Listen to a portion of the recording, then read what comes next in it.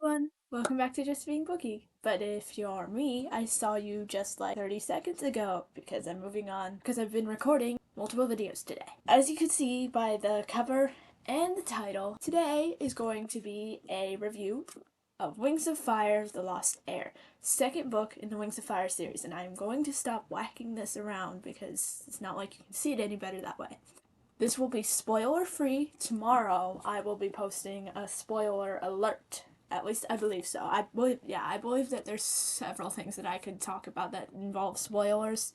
So if you have not read this book, this review is safe. But tomorrow's is not, so please avoid that. Also, in both videos, please refrain from putting spoilers in the comments. Well, technically for the spoiler alert video, you can talk about it all you want for this book in itself.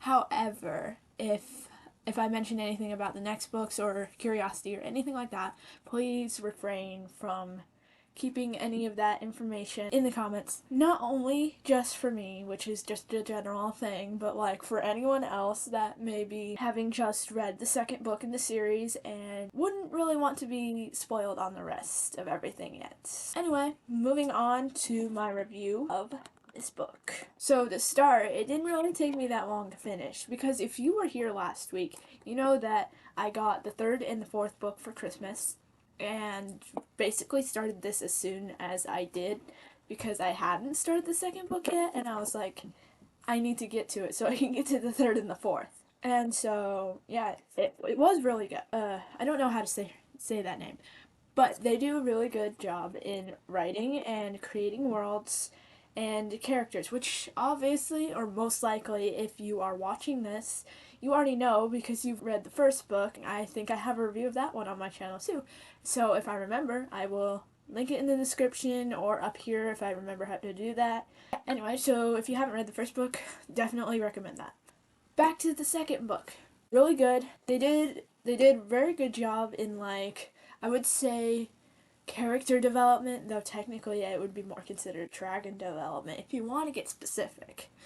Obviously, I have only read the first, the second, and most of the third so far, which, if you don't know or you don't realize, each book focuses on a specific dragon in the group. Like, obviously, they still have all of the rest, but it's more like from, I think it's called a tethered POV, because it's third person, but it's closely connected to one of the specific characters. I could be wrong on that, but this one was for the Sea Wing, which, if you've read the first one, you know.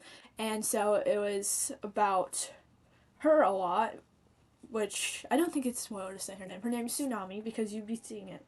Yeah, you'd be seeing it in the back. It's not a spoiler. So I think that's a pretty cool name for a sea dragon, a sea winged dragon specifically. And so we get to see a lot of sea stuff, and it's really cool.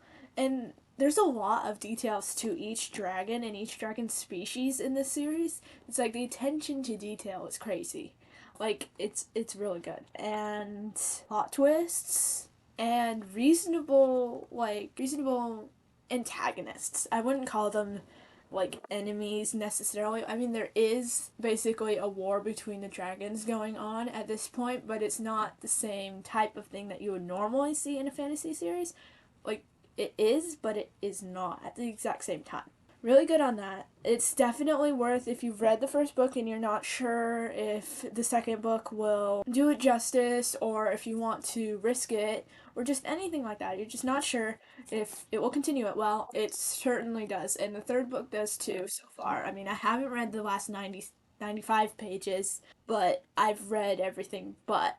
So I would say my judgment on that is pretty good, if I do say so myself. I will be posting a review on that one shortly, probably like 2 weeks from now, based on my recording schedule and when I will be recording the review for that. So definitely a good idea to move on to the second book if you haven't already. And if you're just watching to see how I think of it, it'd probably be best for you to tune in tomorrow.